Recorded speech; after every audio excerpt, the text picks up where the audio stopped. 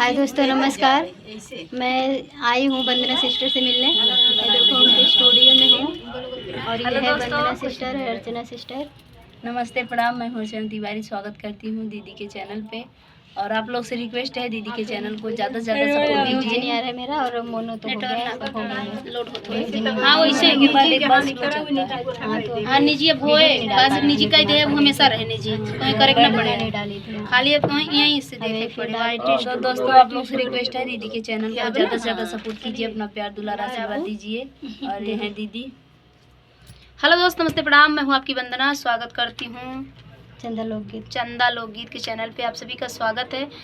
तो फ्रेंड, आप लोग से रिक्वेस्ट है कि चंदा दीदी के चैनल को ज़्यादा से ज़्यादा सपोर्ट करिए, अपना प्यार दुलार दीजिए। बहुत ही मेहनत करती हैं, सब लोग मेहनत करते हैं और बहुत दूर से आई हैं। मुंबई में रहती हूँ।